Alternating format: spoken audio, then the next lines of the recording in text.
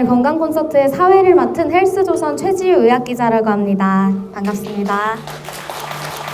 헬스조선 건강 콘서트 건강똑똑에 관심을 갖고 찾아주신 여러분께 감사드립니다. 오늘 건강똑똑은 명의가 알려주는 당뇨병 신장질환을 주제로 강연 예정입니다. 당뇨병은 투석, 이식 등 신대체요법이 필요한 말기 신부전 원인 질환 중 48%를 차지합니다. 그러나 신장병은 대부분 상당히 진행될 때까지 뚜렷한 증상이 없는 경우가 대부분인데요. 우연히 검사를 통해 신장 기능이 나빠진 것을 알게 되거나 신장 기능이 거의 상실된 때에 이르러서야 상태가 심각하다는 것을 발견하시곤 합니다. 따라서 당뇨병 환자라면 주기적인 신장 기능 확인이 필수입니다. 특히 2형 당뇨병 환자라면 당뇨병 발생 시기가 명확하지 않은 만큼 진단 시 이미 당뇨병 신장질환을 앓고 있을 가능성이 높은데요. 대한당뇨병학회 당뇨병 진료 지침에서는 2형 당뇨병 환자가 당뇨병을 진단받았을 시점부터 신장질환에 대한 선별 검사를 할 것을 권고하고 있습니다. 그리고 적어도 1년마다 알부민료와 추정 사구체 여과율을 측정하는 것을 권고하고 있습니다.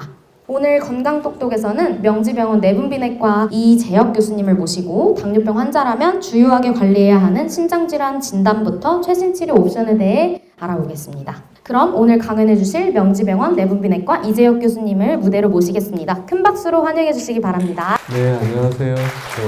저도 당뇨병을 주로 치료하고 있는 사람인데 오늘 주제와 마찬가지로 당뇨병 치료에 있어서 가장 걱정이 되는 건 환자분도 마찬가지고 저희도 마찬가지고 합병증이 생기는 것들이 가장 걱정거리죠. 저희도 항상 주의하고 있고 그래서 합병증들이 안 생기도록 저희가 적극적으로 당뇨 관리를 해드리고 있는데 우리나라에 당뇨병 환자가 몇 명이나 되는지 아세요 혹시?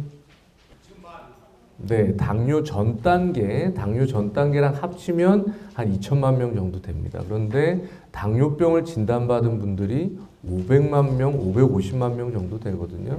그 중에서 혈당 조절이 잘 되는 분이 30%밖에 안 돼요. 그러니까 많은 분들이 이런 콩팥 질환에 대한 노출이 되겠죠. 그래서 오늘은 신장 질환을 안 생기도록 하려면 어떻게 미리 조심해야 되고 내가 혹시나 만성 신장 질환을 진단받았거나 알았으면 앞으로 어떻게 대처를 하는 게 좋을지를 한번 얘기를 해드리려고 합니다. 오늘 주제가 신장병이니까 당뇨 환자는 550만 명 정도 있다고 했습니다. 전 세계적으로는 7억 명이 있어요, 당뇨 환자가. 우리나라가 당뇨 환자가 가장 빨리 늘고 있는 나라 중에 하나입니다. 근데 콩팥이 나쁜 사람은 몇 명이 되느냐? 전 세계적으로 만성 신장병이 6억 7천만 명 정도, 6억 9천만 명 정도 된다고 했는데 예전엔 고혈압 같은 것들이 주 원인이었는데 요즘엔 보시면 60대, 65세, 70대에 콩팥이 나빠지는 원인은 오렌지색이 당뇨병입니다. 물론 1형 당뇨도 있고 2형 당뇨도 있는데 고혈압보다 훨씬 더 많은 원인이에요. 그래서 어르신들의 콩팥이 나빠지는 원인은 1번은 당뇨병이다라고 이해하시면 됩니다. 그런데 당뇨 치료를 열심히 해왔고 콩팥에도 좋은 치료제들이 많이 나오고 있는데 이 수가 줄지가 않아요. 점점 늘어나고 있습니다. 특히나 60세 이상의 어르신들에 있어서 신장이 나빠지는 비율이 말기 신장 질환으로 가서 투석까지 가는 분들이 점점 늘고 있어요. 신장은 이상이 있는지 알아야지 치료를 하고 관리할 거 아니에요? 어떻게 내 콩팥 상태를 알 수 있느냐? 콩팥이 나빠지면 증상이 있느냐? 진료실에서 매번 또 듣는 얘기입니다. 소변에 거품이 나요. 다리가 부어요. 제 콩팥은 정상인가요? 콩팥이 이상 있나요? 그런 증상으로 콩팥이 이상 있다고 단언할 수가 없습니다. 콩팥이 나빠지는 것은 1단계부터 5단계까지 중에 4단계까지 가기 전까지는 아무 증상이 없어요. 잘 모릅니다. 그래서 대개는 무증상이기 때문에 검사를 해서 특히 위험 요인, 가장 큰 위험 요인은 뭐라고 그랬나요? 당뇨병이라고 그랬잖아요. 당뇨가 있는 사람들은 꼭 정기적인 검사를 해봐야 되고 확인이 됐다면 꼭 생활을 바꾸고 관리를 해야 됩니다. 이런 것들이 확인이 되면 이제 콩팥 검사를 해봐야 되겠다. 말이 좀 어렵습니다. 사구체 여과율이라는 걸 검사를 해야 되고 알부민료 검사를 받아봐야 되는데 쉽게 생각하면 피 검사 한 번, 소변 검사 한 번 하면 됩니다. 그러면 얼마나 자주 해야 되느냐?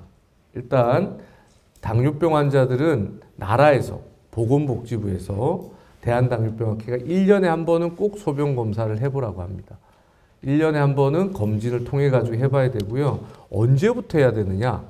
어르신들이 대부분 진단받고 있는 2형 당뇨병은 진단받은 당시부터 검사하는 겁니다. 매년. 당뇨병은 내가 처음 알게 된 거지 처음 생긴 게 아니에요. 진단받을 때 시작이 아닙니다.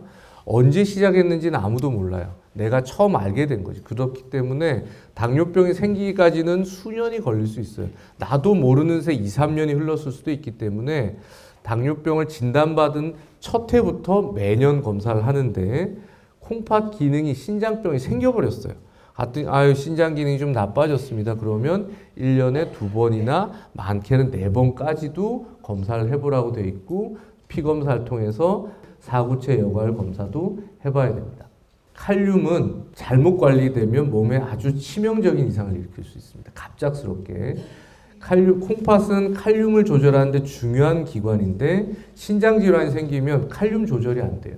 칼륨이 너무 올라가는 일이 생깁니다. 고칼륨 혈증이 생기는데 칼륨은 부정맥을 일으키고 심장 근육에 아주 나쁜 영향을 줘요. 그래서 고칼륨 혈증이 생기면 부정맥으로 사망하는 수가 생깁니다. 투석하는 사람들이 식이 조절 안 해서 칼륨이 너무 높아도 문제가 되는 거예요. 또한 칼륨 자체는 대변을 통해서도 배설이 되기 때문에 당뇨 환자가 변비가 계속되면 주의를 해야 되는데 그러면 칼륨을 많이 안 올리려면 어떻게 해야 되느냐? 대개 칼륨은 채소와 과일에 되게 많은데 야채는 데쳐서 먹는 게 좋고요. 물에 좀 담궈 둔 다음에 그리고 껍질과 줄기에 많기 때문에 이파리 위주로 먹고 껍질과 줄기는 되도록 피해서 먹는데 어떤 것들이 주로 맞느냐? 곡류는 역시 잡곡이죠. 그렇기 때문에 콩팥이 나빠지면 인과 칼륨 때문에 흰 쌀밥을 먹을 수밖에 없습니다. 그렇게 했는데도 콩팥이 나빠졌어요. 그러면 이제 의사들의 몫인 거죠. 의사들이 잘 치료를 해야 됩니다. 나는 열심히 살았고 혈당 관리 열심히 했는데 당뇨를 25년이나 되다 보니까 나이가 한 80 되시고 80이 넘어가다 보니까 콩팥이 어쩔 수 없잖아요. 그러면 나빠질 때 의사들이 적극적으로 치료를 해줘야 됩니다. 단백질을 적절히 섭취하는 거, 식단 조절을 하는 거 중요한데 요즘 당뇨병 치료제 중에서 이런 약제들, 어르신들이 다 기억할 필요는 없지만 전문 특정 치료제들이 콩팥을 아주 좋게 하는 경우가 있고요. 그 다음에 혈압약 중에서도 콩팥을 좋게 하는 혈압약들이 있습니다. 이미 저희가 선생님들도 이런 자리에서 워낙 많이 강의를 하고 가르쳐 드렸기 때문에 이런 약제들 우선적으로 쓸 거고요. 최근에는 당뇨병 환자들 콩팥이 나빠지면 쓸 수 있는 새로운 치료제가 또 출시가 됐어요. 우리나라에 쓸 수 있기 때문에 이런 4가지가 잘 이루어져야지 이제 콩팥은 지켜나갈 수가 있습니다. 먼저 첫 번째 질문인데요, 교수님. 평소 거품료가 나오는 것 같은데 단백뇨일까요? 라는 질문 주셨습니다. 네, 아까 강의에서도 말씀드렸지만 거품이 나오는 건 아주 많은 원인이 있어요. 먹었던 음식들, 영양소들 중에서도 거품을 일시적으로 유발하는 게 많기 때문에 거품이 나왔다고 단백뇨를 다 걱정할 건 아니지만 문제는 당뇨병이 내가 10년이 넘었다. 그런데 거품이 계속 소변 볼 때마다 많이 나온다. 그럼 확인은 꼭 해봐야 됩니다. 당뇨병성 신장 질환을 앓고 있는데요. 그동안 단백뇨 환자들을 치료하는 방법이 없어서 혈압약으로 당백뇨 환자들이 그 약을 먹고 그랬는데 그 신약이 피네메논 이 약은 신장에 직접적인 영향을 주면서 치료도 하고 보호도 하는 그런 약이라고 합니다. 그래서 제가 교도보건소에서 종합병원에 이제 예약을 하고 가서 상담을 하려고 하는데 교수님께서 이 약 성분이 그동안 이루어지지 않았던 어떤 그 방법으로 이 신장을 보호하고 또 앞으로도 효과가 어느 정도인지 설명 부탁드립니다. 네, 아까도 언급을 해드렸지만 콩팥을 좋게 하기 위한 4가지 중요한 축이 있어요. 혈당 관리를 잘해야 되겠죠. 혈압 관리도 잘하고 식이 조절과 적절한 단백질 섭취량, 충분한 수분 섭취, 염분을 줄인 이런 식단 관리가 3번째 축일 거고 그 3번째 이 3가지 축을 가지고 이때까지 콩팥을 치료해 왔어요.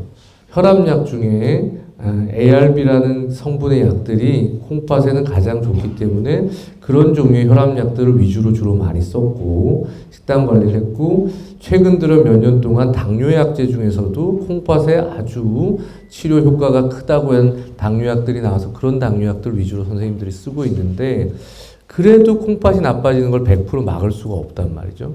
그래서 알도스테론이란 호르몬을 관리하는데 필요한 약제를 만들어낸 거예요. 만들어내서 알도스테론이 몸에 콩팥에 직접적으로 염증을 일으키고 섬유화를 일으키고 산화 스트레스를 이런 여러 가지 문제를 일으키는데 알도스테론이 콩팥에 작용하지 못하도록 억제하는 치료제가 개발이 된 거고 그 치료제가 아까 말씀드렸던 피네레놀이나 성분이고 보험 적용이 되기 때문에 당뇨가 있고 콩팥 기능이 나쁜 콩팥 기능의 기준은 사구체 여과율이 75란 수치 밑으로 있고 단백뇨가 있다면 충분히 쓸 수 있는 것으로 되어 있기 때문에 상의를 하시면 될 것 같습니다. 오늘 성심성의껏 답변해 주신 이재혁 교수님께 큰 박수 부탁드립니다. 네, 감사합니다.